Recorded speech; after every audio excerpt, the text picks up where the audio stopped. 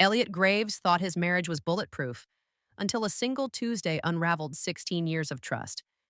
His wife, Naomi, once the heartbeat of their quiet home, started coming home late, laughing too easily, lying too smoothly. And when he followed her one Saturday morning, what he discovered shattered more than just their routine. It broke him. This is the story of betrayal, heartbreak, and what happens when the truth walks through your front door wearing someone else's cologne. Welcome to Infidelity Truths. Before we dive into today's gripping story, please take a second to like this video and subscribe to our channel. Your support helps us create more thrilling stories just for you. Let's begin. Elliot Graves had built a life defined by precision. At 46, he was the lead project manager for a major engineering firm, a man who found comfort in order and structure. His days unfolded like neatly drawn schematics, measured, predictable, and calculated to the minute. Emotions, when they surfaced, were quietly cataloged and then tucked away like loose cables in his tool drawer. His wife, Naomi, 44, was everything he wasn't: spontaneous, colorful, and filled with infectious energy. Where Elliot leaned toward silence, Naomi laughed with her whole body. Where Elliot saw edges, she saw possibilities. Their 17-year marriage had always been a balance, her fire warming the cold steel of his logic.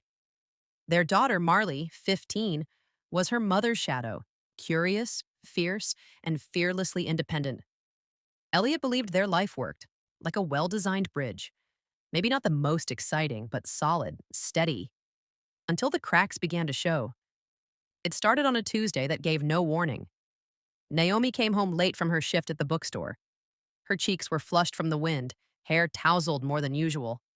When Elliot asked, she brushed it off with a smile and said a local author had dropped off a surprise donation. He nodded, but something in her tone didn't sit right. Her eyes didn't quite meet his. She was tugging at her sleeve too often. That night, she reached for him in bed with a hunger that surprised him. It wasn't romantic. It felt like distraction. He didn't question it, not then. But a seed of doubt planted itself quietly, refusing to be ignored. In the following weeks, Naomi grew more distant. She began working extra shifts, claimed the store was short-staffed, that new management was pushing harder. She started attending yoga classes again, something she hadn't done since Marley was in primary school. She bought new clothes, not practical things, but dresses Elliot had never seen her wear outside of date nights a decade ago. Once he found a red silk slip while folding laundry. Naomi had always called lingerie a marketing scam. Now she had 3. Still, he said nothing. Then came the receipt. It was folded into the side pocket of her bag, barely visible. A single night's charge at the Dunmore Inn, too expensive for a fundraiser, too intimate for coincidence. When he asked, Naomi didn't flinch. It was for that gala dinner, remember? You said you couldn't come because of the site inspection. He had nodded, but the lie hit like ice water. Elliot didn't push. He wasn't ready to confirm what he feared. But the unraveling came the night of Marley's piano recital. Naomi had promised to be there by 7 p.m., dressed and ready, like always. By 7:30, the seat next to him remained empty. Marley's rendition of Claire de Lune was halting, but heartfelt. Elliot clapped like his hands were made of stone. Naomi arrived at 8:15 p.m., breathless and flushed. Her hair was in a messy bun. She mumbled something about traffic and car trouble. But Elliot smelled it. Cologne, the kind he didn't wear, clinging faintly to her scarf. That Saturday, he followed her. She left the house in yoga gear, mat slung over her shoulder. Said she had an early class. 10 minutes later, Elliot slipped into his car and tracked her from a distance. Instead of heading downtown, Naomi turned off the main road and parked outside a modest duplex 2 blocks from the soccer fields. The house belonged to Owen Mercer, Marley's soccer coach, a widower in his late 30s, friendly, handsome, the type of man who laughed easily and remembered names. Elliot had shaken his hand at team events.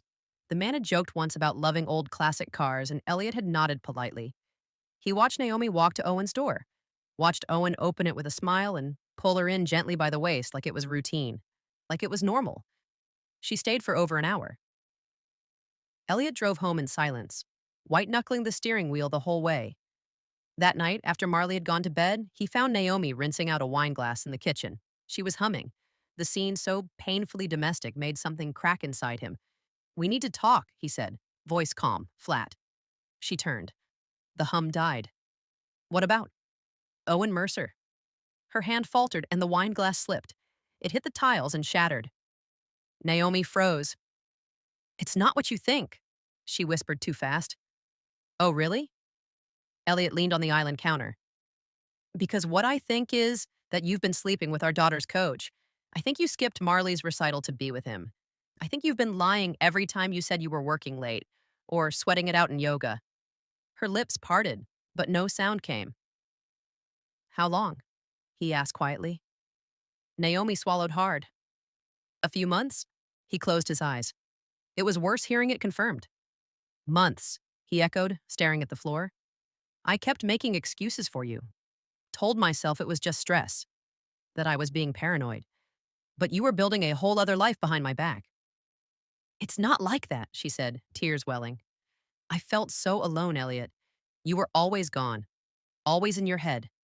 I tried talking, but you were somewhere else." "So you chose him," he said, voice bitter.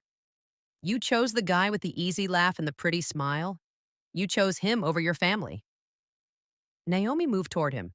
"Please don't do this. It wasn't just about sex.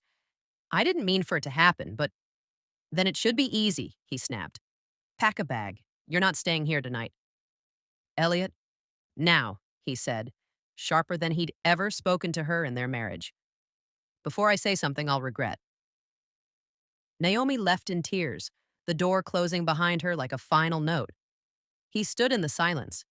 Marley's music drifted from her room, some indie ballad about loss and love, and it felt too on the nose. He sank to the floor, surrounded by glass and grief, and cried for the first time in over a decade. The days that followed were a blur. Naomi called every night. Voicemails filled with regret, excuses, declarations of love. He deleted them all. He told Marley that her mom was staying with a friend. She didn't ask questions, but he caught her staring out the window, waiting. Her music got quieter, her voice softer, the house emptier.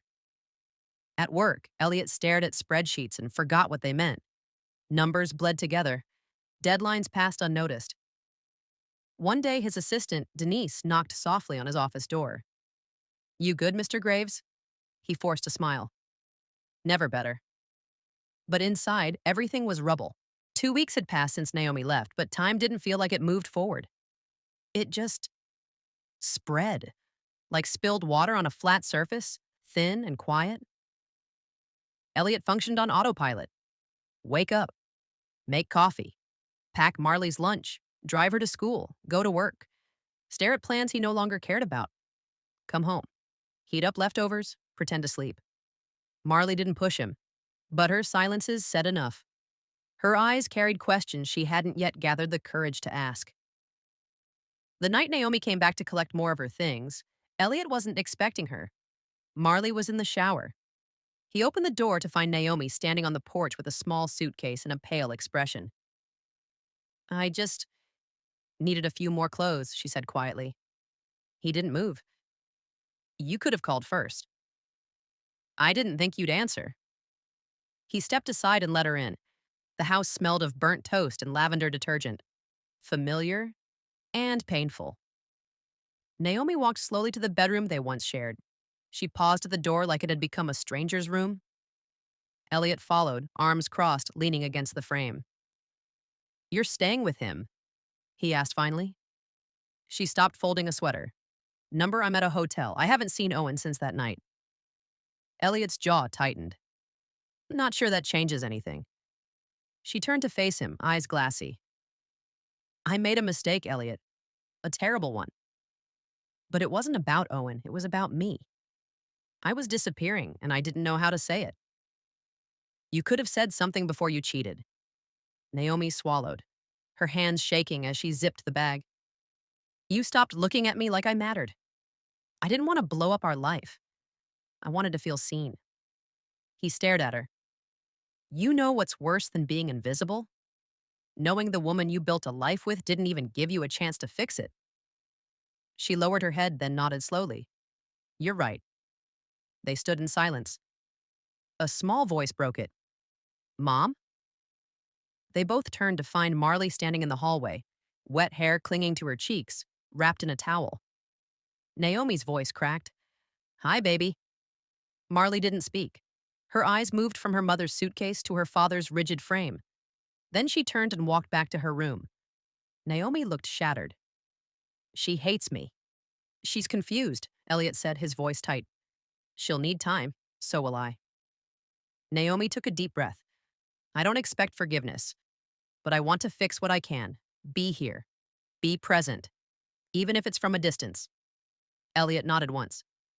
Start with Marley. I'll figure the rest out. 3 months later, the leaves had begun to change. Marley had grown quieter but stronger. Elliot started seeing a therapist, something he once scoffed at. Grief had a way of humbling even the most logical minds. He and Naomi co-parented with civility. Polite exchanges at drop-offs. Occasional texts about school or doctor's appointments. There was no yelling, no begging, just space. Sacred, necessary space. Owen Mercer moved to another town. Rumors said it was for a new coaching opportunity. Elliot didn't care enough to verify. One Sunday, Marley asked if her mom could come to her art exhibit at school. Elliot agreed without hesitation. The three of them stood side by side, admiring Marley's watercolor of a cracked bridge held together by vines and flowers. Underneath, a quote was scribbled in looping handwriting, "Things break." But sometimes they can be rebuilt stronger, not because the damage disappears, but because we decide to build anyway. Naomi reached for Marley's hand. Marley didn't pull away. Elliot watched them for a moment, then took a quiet step back. He didn't know if love would ever return, not in the old way. But peace? That was possible. Dignity. Healing. As he stood beneath the soft classroom lights, Elliot felt something unfamiliar, something warm and quiet rise in his chest. Not hope, but acceptance. And that finally was enough. If this story moved you, don't forget to like, subscribe, and hit the bell icon for more powerful emotional stories every week. Thank you for watching.